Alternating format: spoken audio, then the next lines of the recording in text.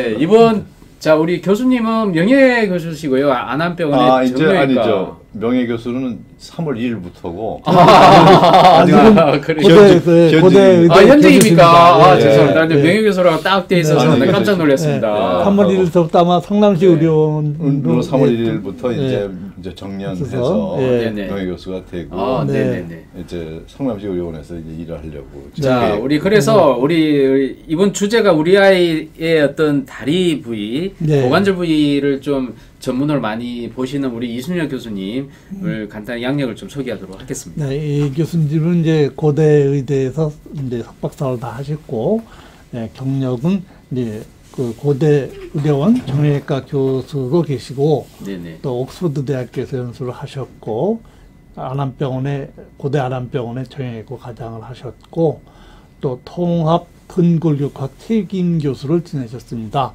안암병원의 또 스포츠의학센터 소장을 지내셨고, 고대의대 대학원의 외과계 주임 교수를 하셨고, 학회 활동은 뭐 굉장히 많은데 많이 줄였습니다. 제가 대한골련부조주 이식학회 회장 지내셨고, 소아정형외과 학회 회장 지내셨고, 골연장 변형 교정학회 회장님이시고, 한 장 더 있습니다. 이제 한 장에 앉아가지고 제가 대한정형외과 학회지 에디터리얼 치프, 그러니까 편집위원장, 대단한 자리입니다. 이거. 정형외과 초음파 학회 회장이시고, 의료감정학회 회장이시고, 대한정형외과 학회 진단 및 장애위원회 위원장으로 계신 어마어마한 경력을 가신 선생님을 모셨습니다. 함부로 안 모시지 않습니까? 항상 두세 장이 넘어가는 분들을 모시기 때문에. 숨찹니다. 제가 항상 소개할 때마다. 네네. 감사합니다. 항상 그걸 끝까지 읽으셔서 우리 이 선생님 참 대단하십니다. 많이 줄인 겁니다, 지금. 우리 아이가 이상한 건가요? 네, 이게 참 주제를 이렇게 뽑았는데 일반인 시청자분들이 좀 궁금해할 것 같아요. 무슨 얘기를 할지 좀 얘기를 우리 바톤을 넘어가도록 하겠습니다. 얘기해 주시죠. 왜냐면 제가 이제 소아정형외과 진료를 뭐 한 30년 이상 이렇게 쭉 하다 보면 그 아이가 좀 이렇게 해서 되게 부모님이나 이제 할아버지 할머니들을 되게 이제 모시고 이제 데리고 오지 않습니까? 근데 그런 이상이 있다고 해서 걱정을 하고 오시는데 그 중에 한 80%는 괜찮아요. 애가 이상하다고 생각해요. 이상하다고. 그러니까 걷는 모습이. 그렇죠. 걷는 방의 다리 모양이라든지. 80%는 정상이다. 80% 이상은 다 이제 이거는 정상이니까 치료 특별한 치료가 필요하지 않습니다. 그래서 그거에 대한 설명과 또 그거에 대한 것을 어떻게 설명해 주는, 안심시켜주는 일이 거의 80%다. 그렇구나. 그러니까 실제로 수술을 해야 되거나 이런 상황인 경우는 아주 드뭅니다. 그러니까 이제 대개가 그래서 저희가 하다가도 이건 뭐 말만 하다가 끝나네. 뭐 이런. 그렇겠네요. 그러니까 그래서 이제 대개가 근데 부모님들은 어떤 경우는 이제 되게 그렇게 듣고도 뭔가 그래도 뭔가 해서 이걸 좀 고쳐줬으면 하는 생각을 정상인데도. 그렇죠. 정상에서 전형적으로 좋아지는 건데도. 그래서 이제 저희가 굉장히 우려하는 바는 그런 거를 또 상업적으로 이용하는 사람들이 많아서. 그거가 상당히 저희가 우려하는 바가 많습니다.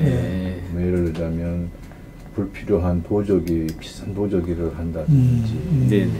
저희가 볼 때 그 보조기 같은 거는 어떤 경우는 저희가 일종의 유럽에 가면은 중세 시대에 이게 고문기구 같은 게 있어요. 고문기구? 그거랑 똑같은 거예요. 그걸 해서 6개월, 1년을 그렇게 하면 그게 문제가 뭐냐면은 혹시 영화 그런 영화 보신 적 있는지 모르겠어요. 영국 영화인데 그 영국 그 왕이 말더듬을 하다가 뒤에 고치는 스피치인가.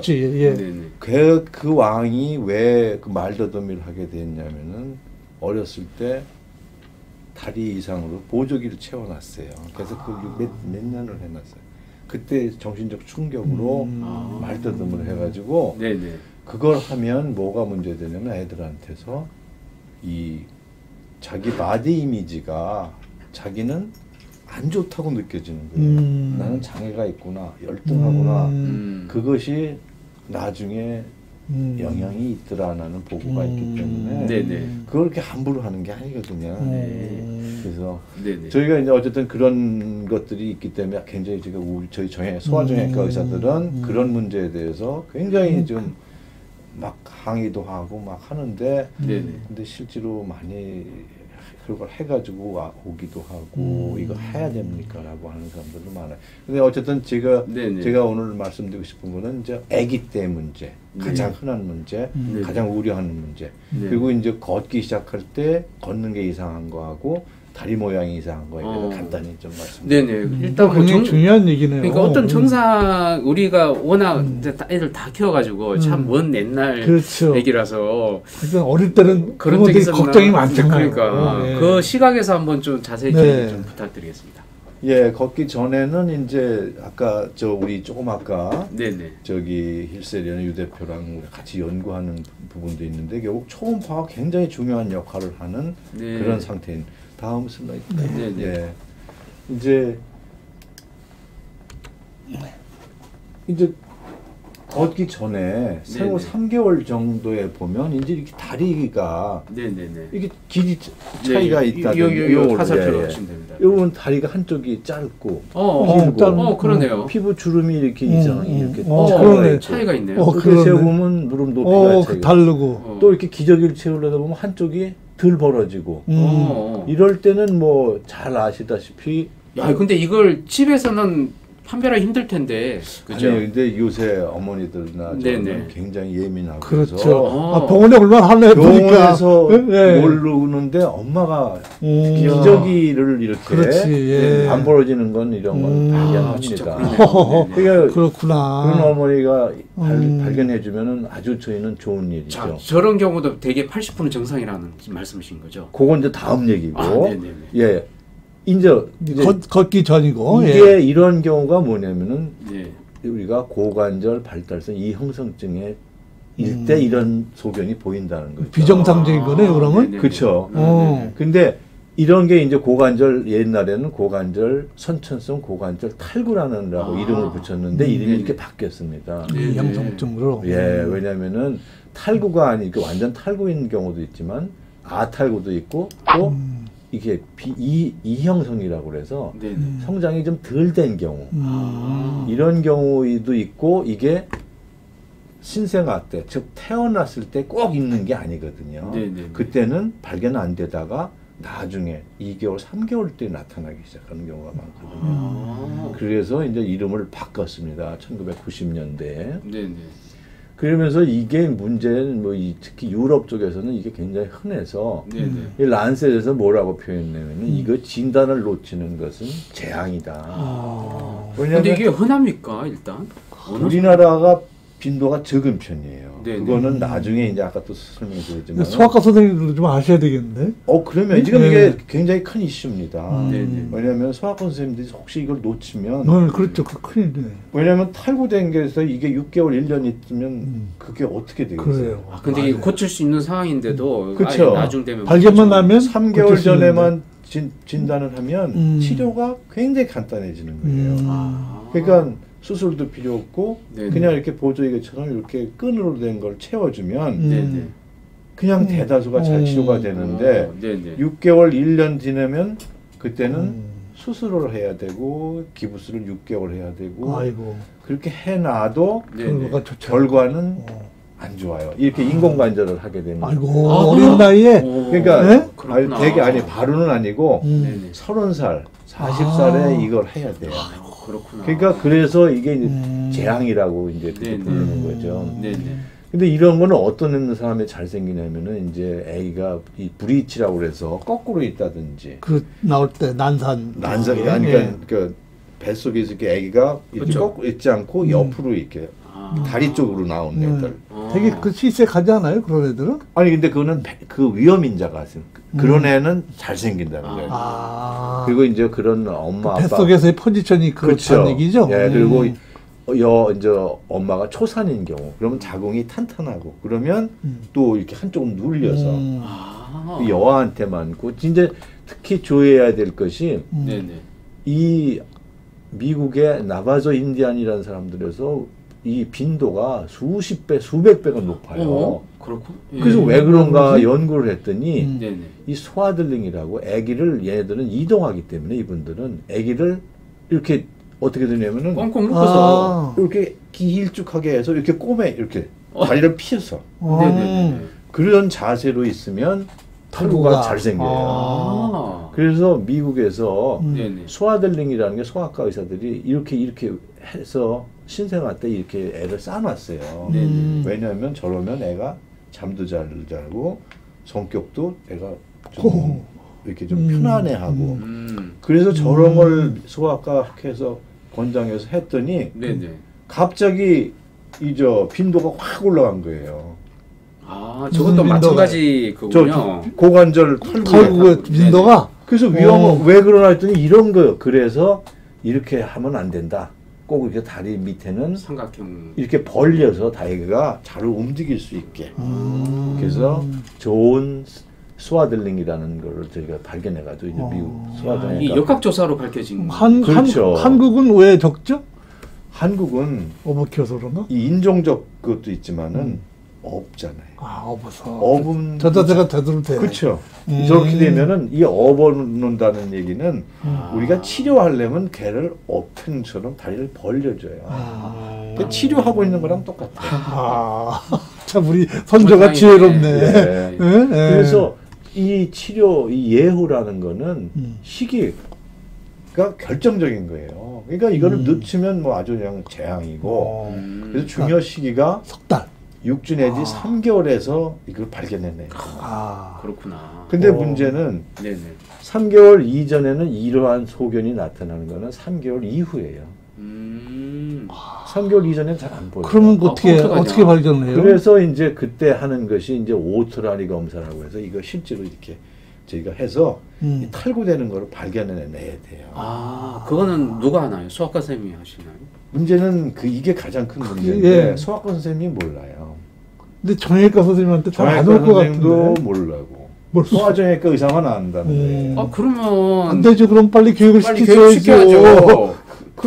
정년하기 전에 빨리 교육시켜야죠. 그래서 이제 저희가 뭐 소아정형외과 연수 강좌를 하면은 제가 이 DDH 이거 막 20년을 했는데 하여간 소아과 선생님들이 요즘은 최근에 관심을 갖기 시작했어요. 당연히 관심을 가져야 되겠네. 근데 문제는 자신이 없어 하고 그래서 이제 초음파가 필요한데 이게 문제점이 뭐냐면은 저가 30년을 했어도 이건 누가 확신할 수 있나? 왜냐면 이게 초음파로 보이는 대퇴골두의 사이즈예요. 1.5cm요? 그러니까 저희의 요 손가락 두 번째 손가락보다도 작아요.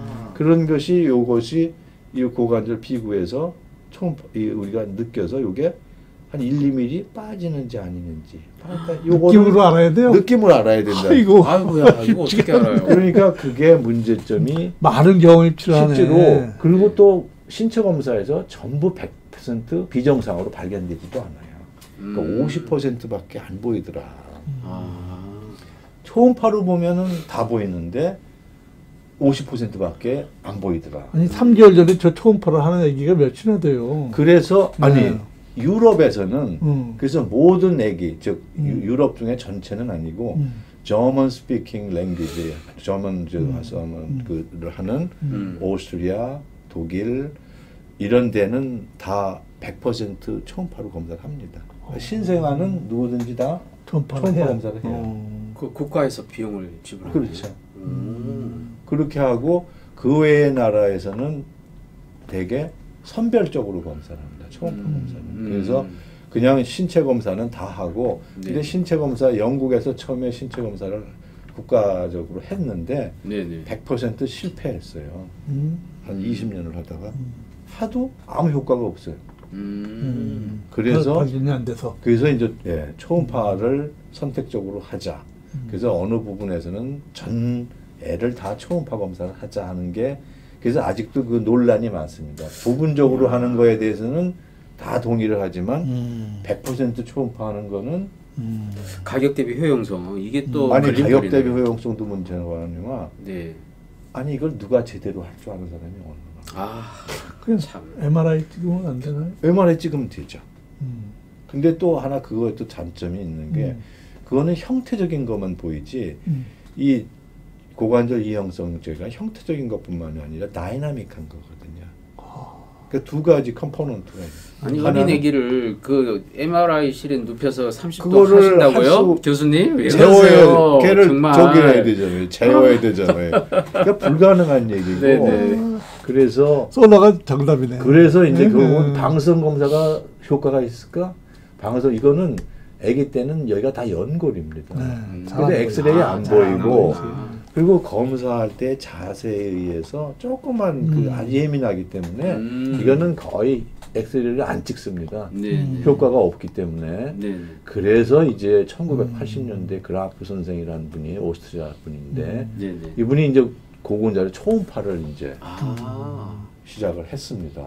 이게 했더니 얼마 안 됐네요, 역사가. 이거 저희는 굉장히 오래됐다고 생각합니다. 그렇습니까?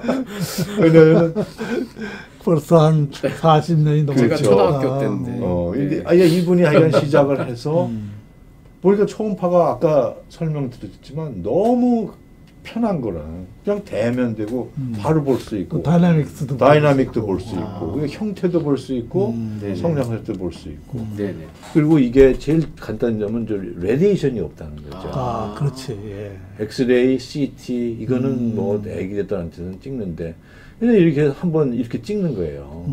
그러면 요게 이제 이게 다 연골이지만 이렇게 페모럴 헤드가 이렇게 보이니까 이걸 아주 정확하게 정상입니까?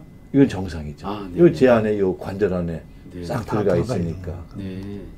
그래서 이제 이 그라프 선생은 여기서 이제 뭐 알파 앵글 이건 이제 이 본 쪽을 재고 베타 앵글은 이제 여기는 연골 부위를 재고 이런 뭐 여러 가지를 해서 하고 또 이제 이거에 대한 연구가 뭐 수없이 많이 쏟아져 나오죠. 뭐 특히 저 유럽 쪽, 미국 쪽에서 이건 제가 하는 건데 이제 그걸 또 방법을 보는 방법이 여러 가지가 있어요. 그래서 정상 상태고 요거는 약간 미성숙, 요거는 약간 디스프라시아. 여기 뭐냐면 요게 깊지를 않고 약간 이렇게 돼 있죠. 요거는 이렇게 돼 있고. 뭐 아무리 말씀하셔도 그러니까 구별이 잘 안 되겠다. 의사들도 문제는 이게 문제예요. 저는 이거를 몇십 년 보셨으니까 1995년부터 했으니까 저는 그리고 이제 인스테빌리티 이게 스트레스를 뷰를 해가지고 스트레스가 이렇게 덜렁덜렁 거리는지 이게 완전히 덜렁덜렁거리게 빠졌다 들어갔다 하는 걸 느낄 수가 있거든요. 그래서 이제 이런 걸 해서 이게 저희가 우리나라에서 제일 먼저 영국 제 옥스퍼드에서 하는 걸 보고 우리나라에서 이제 시작을 했는데 문제는 같은 아기에서 해도 이렇게 이건 완전히 빠진 것처럼 보이고 이건 미성숙해 보이고 그러니까 그런 게 문제잖아요. 이거 하는 사람에 대한 영향이 굉장히 지나친 거예요. 그러니까 진단 오류의 가능성도 많고 과진단되기도 하고. 자, 그러니까요. 그러니까 당연히 또 독일에서도 저희가 이제 가서 나옵니다. 독일에서는 모든 애기한테 다 초음파를 하니까 거기는 굉장히 잘 될 거다라고 생각하고 우리가 가서 물어보면 엉망이에요. 독일조차 하는 사람에 따라 다르다. 뭐. 그리고 이거를 거기에 이제 소아과 선생님이나 누구든 아니면 거기 이제 프랙티셔너라고 해서 1차 진료하는 사람이 하는데 실질적으로 그만한 역량이 없죠. 저게 만약에 말이에요. 진단이 어려우니까 비정상으로 진단하면 어떤 피해가 오나요? 만약에 치료가 필요하지 않은 애기한테 치료를 하게 되면 이제 물론 굉장히 불편감을 줘야 되고 비용도 들어야 되고 또 하나는 무혈성 괴사라고 해서 대퇴골두에 무혈성 괴사의 합병증이 있어요. 정말 잘해야 되겠네. 그렇지만 이제 그래서 이 표준 영상이라는 것을 꼭 찍어야 됩니다. 즉 이렇게 찍으면 이거는 적절한 검사가 안 된 거예요. 그래서 이제 저희가 이 힐스리온 인공지능 연구소 저 같이 하는 게 우리가 그래서 초음파 히스테리온 아까 우리 대표님을 모셨고 그래서 이제 저희가 이거를 네. 모든 소아과 선생님들이 이거를 좀 해줬으면 저희 이제 바람이 조금 이상하면 저걸 해서 이상이 있는 정상인 것만 확인하면 되잖아요. 정상이면 표준 영상이 나오면 초업 뷰가 나오도록 초업을 해야 된단 말이죠. 그렇죠. 찍어야 되는구나. 그 찍는 건 누가 찍었어? 그거는 교육을 해서. 그렇죠. 교육을 하더라도 한 상당한 경험이 필요하니까. 그 프라이머리 피지션이 그렇죠. 시간이 많이 걸릴 것 같은데. 그리고 그렇게까지 많이 왜냐하면 다른 일도 바쁜데 여기에 그만한 투자를 하기가 어려우니까. 그래서 이제 이걸 인공지능을 이용해서 검사를 할 때 이렇게 해서 이거를 도움을 받자는 거죠. 그러네요. 가령 이제 저 이미지가 나오면 딱 캡처가 되도록 하면 그러니까 동영상 이거는 동쪽 이미지니까 계속 움직이다가 저게 나올 때 딱 잡아내서 그럼 되죠. 됐다 이렇게 하고 저걸로 통해서 정확도랄까 뭐 그런 게 몇 프로는 이게 좀 궁금할 거 아닙니까, 그죠? 그래서 이제 그거 왜냐하면 이제 그 최안에 이제 뭐라 그럴까 비교적 검사가 정확도를 굉장히 높이도록 저희가 지금 인공지능 개발 중이구나. 그래서 이제 저희가 바라는 거는 어떤 걸 바라느냐면은 정상으로 나오면 그건 괜찮은 거예요. 비정상으로 나오더라도 바로 치료를 안 합니다. 서베일런스라고 해가지고 왜냐하면은 이 3개월, 즉 6주 이전까지는 충분히 기다려도 돼요. 그러니까 신생아 때 해서 이상이 있으면 그때는 observation을 해서 좀 기다렸다가 다시 해서 그때도 이상이 있으면 그때 이제 소아정형외과한테 의사를 보내면 우리가 그때는 이제 정확하게 치료를 하지 않을 때 그거를 해달라는 거지. 소아과 선생님이나 1차 저 프라이머리 피지션이 진단까지 하고 치료까지 하는 거를 바라는 건 아니에요. 그거는 불가능한 얘기고 이거는 저희도 아주 많은 경험을 갖고 치료 결정과 그거는 안 되고 문제는 모든 애기들한테서 검사해서 정상인 것만 확인해달라. 저 표준 영상만 좀 그렇죠. 얻어달라 하면 그래서 정상이면 이건 됐습니다. 걱정하지 마세요.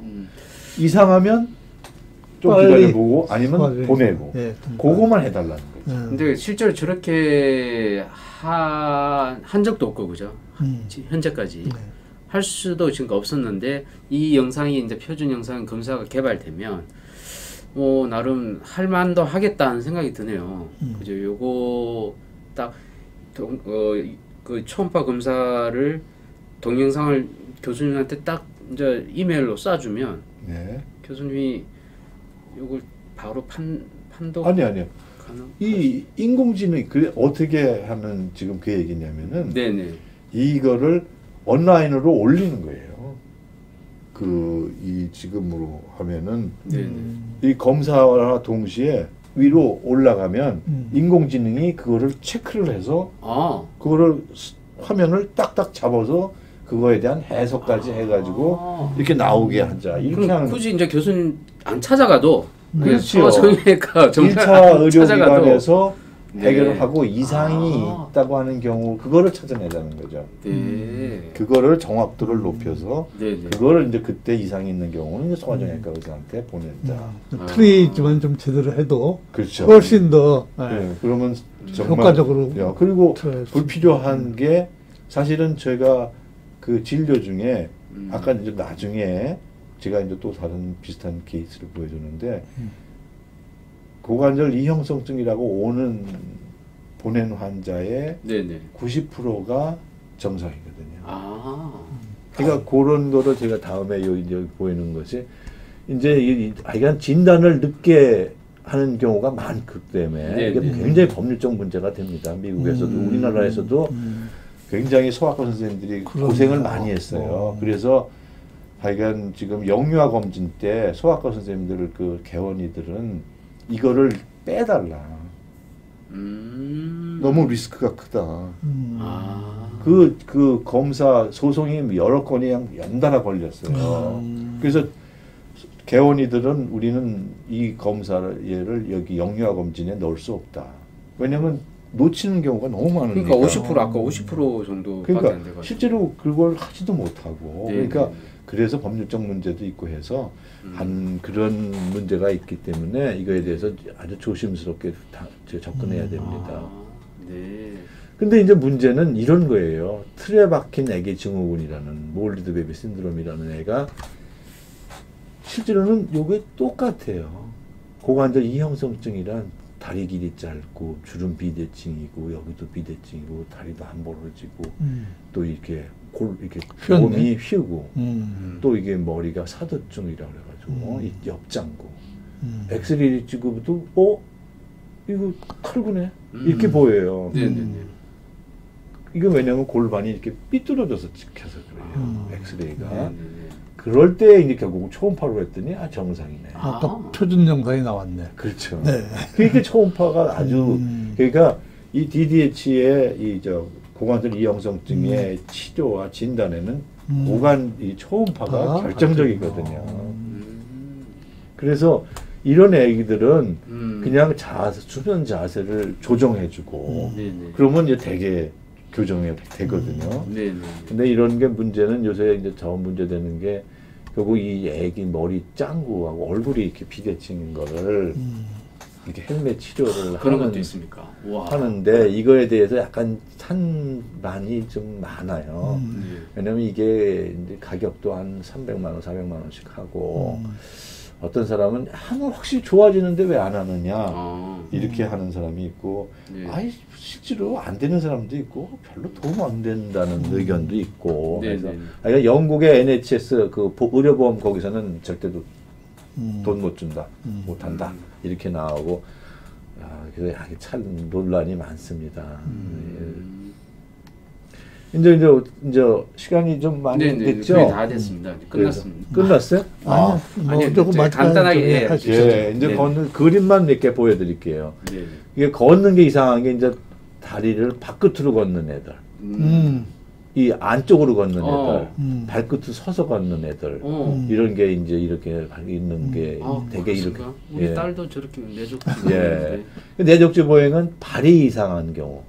여기가 돌아서 이렇게 안쪽으로 돌아서 있는 경우 아니면 대퇴골이 이렇게 있는 경우가 있고 발에 이게 변형인 경우도 있고 이렇게 가만히 있으면 괜찮은데 걸을 때만 이러는 경우가 있고 그래요. 이런 것들은 치료를 해야 되고 이 하태가 여기가 돌아 있는 애들은 이렇게 이제 누워서 보면 이렇게 다리가 안쪽으로 가 있는 게 보여요. 이게 심한 경우는 4세 이후에 전에는 대개 교정이 4세 때는까지는 괜찮은데 5세, 6세 때도 이러면 수술도 합니다. 그리고 이제 이렇게 W로 앉는 애들, 그건 이 뼈가 대퇴골이 돌아서 있는 경우예요. 그럼 이 다리가 엎드려서 보면 이렇게 확 벌어지거든요. 그런 이런 애들도 심한 경우. 아주 근데 이렇게 수술까지 하는 경우는 100명, 이런 애들 100명 오면 한 두세 명이라고 생각하죠. 대개는 그냥 좋아진다고 봅니다. 다리가 이렇게 발 끝을 벌리고 있는 건 평발인 경우, 아니면 또 여기도 종아리가 그런 경우, 대퇴골이 그런 경우. 이 평발인 경우는 이제 이렇게 아주 심한 경우, 이것도 대개는 수술을 안 하지만 아주 심한 경우, 불편한 경우, 거리 오래 못 걷거나 애가 아파하거나 그러면 8세 이후 정도면 이렇게 납작하죠. 수술해서 이렇게 펴지고. 아치를 만들어주네. 예, 아치를 만들어주고 이게 뒤꿈치가 휙 돌아가 있는 거를 똑바로 펴주게 됩니다. 이것도 이제 심한 경우라면 이렇게 이것도 이렇게 수술해가지고 돌릴 수도 있고 이렇게 이제 발끝으로 걷는 경우는 이제 이거는 꼭 병원에서 진찰을 받아보셔야 돼요. 이게 대개는 이제 뇌성마비인 경우가 제일 많고 아니면 이제 다른 신경계 이상인 경우. 그렇지 않고 정상일 때는 이제 원발성 발끝 보행이라고 해서 이거 이제 진찰을 해보면 압니다. 그래서 이런 경우는 6세까지는 그냥 놔둡니다. 근데 이제 6세 이상 되면 너무 눈에 띄니까 뭐 수술도 하는 경우도 있고. 이제 다리 모양이 이상인 경우가 있죠. 이렇게 O자형 다리인 경우, 이렇게 이제 외반인 경우 이렇게 있는 경우. 이거는 이제 수가신 내반인 경우는 이거는 아기 때, 즉 2살, 3살까지는 거의 정상이라고 보시면 됩니다. 이건 아기들은 다 그런 거다라고 하는데 되게 이제 이거 가지고 되게 이거 하고 오자다리라고 붙여달라고 이런 경우에 또 되게 안쪽으로 이렇게 걷거든요. 그래서 이제 많이 오고 이런 경우에도 되게 4살 되면 이렇게 돼요. 이게 정상적인 자라면서 성장 과정이거든요. 4세 때는 이렇게 이렇게 됐다가 다시 정상으로 똑바로집니다. 그러니까 이런 정상 과정인 경우에 이제 치료를 하거나 자꾸 걱정하시면 안 되죠. 근데 이제 이게 2세나 3세가 넘었는데도 이게 이제 병적 상태가 있거든요. 이거를 구별할 줄 알아야 된다. 그래서 이제 그런 경우에 정형외과, 소아정형외과에 와서 이게 병적 상태냐, 생리적 상태이냐. 그래서 2세 넘어가서도 안 되고 그럴 때는 이런 보조기 치료를 이렇게 해야 됩니다. 그러고도 안 된다. 안 되면 역시 이제 수술을 하는 수밖에 없습니다. 지금 수술한 그렇죠. 이런 경우에 안 돼, 4세인데도 안 된다. 그러면 이렇게 이제 수술을 해서 뼈를 이렇게 잘라서 이렇게 하는 경우, 외고정기를 하는 경우도 있고. 이제 그런 경우도 있고, 문제는 그렇게 심하지 않고 괜찮다가 8살, 9살 때부터 또는 10살 때부터 이렇게 나타나는 경우가 있어요. 아, 그래요? 그런 경우에는 이 성장 조절을 할 수가 있습니다. 그래가지고 이렇게 이쪽을 못 자라게 하는 거예요. 이렇게 못 자라게 되면 어떻게 돼? 이쪽만 자라니까 이렇게 됐던 것이 이렇게 똑바로 펴집니다. 그래서 제가 이제 저 부모님들한테 꼭 추천드리고 싶은 거는 성장 끝나기 전에 그럴 때는 아주 수술이 간단합니다. 그리고 피부 상처도 없이 그냥 여기 겉에서 이렇게 나살 하나 박아주면은 한 6개월, 1년이면 그냥 똑바로 펴져요. 그런 다음에 요거 빼주면 되거든요. 좋은 방법이네. 그리고 이제 문제는 성장이 종료가 되는 16살 되면 그러면 이제 이렇게 큰 수술을 해야 돼요. 뼈를 잘라서 펴줘야 되는. 그래서 제가 꼭 말씀드리고 싶은 거는 한 10살 요럴 때 그리고 이게 똑바로 다가도 10살, 11살 때 확 이렇게 꺾어지는 애들이 많아요. 우리나라 애들 중에. 그때는 요 놓치지 말고 병원을 가서 하면 아주 정말 일자 똑바로 될 수 있는데 그리고 키도 커져요. 이렇게 된 게 똑바로 펴지니까. 그러니까 그거를 저는 꼭 추천드리고 싶습니다. 그래서 아주 뭐 심한 경우에는 뭐 16살 때 이렇게 수술을 하는 경우도 있죠. 오늘 집에 가서 그리고 이제 이렇게 또 이렇게 X자형 다리인 경우에도 이렇게 나사박으면 아주 쉽게 해주고 그리고 아니면 아주 어린 경우에는 이런 프레이트도 해주면 수술이 훨씬 간단하네요. 그렇죠. 두 분이 수술만 많이 하시다 보니까 저런 걸 쉽게 그냥 말씀하시는데 이게 시청자분들은 저 얼마나 끔찍스러운지 그런데 요 시기를 놓치면 복잡한 수술을 이렇게 큰 수술을 해야 되고 이거는 정말 고생하거든요. 그렇죠. 상처도 있고 또 이건 뭐 한 달 정도는 뭐 누워 있어야 되고 그리고 이건 뼈를 자르는 수술이니까 리스크 그 위험도는 훨씬 크고 근데 이런 거는 너무 간단하거든요. 그리고 이거는 수술하고 그냥 그 다음날 걸어 다닐 수 있으니까.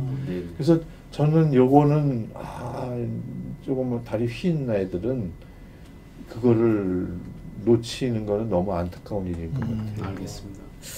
네. 마무리할까요?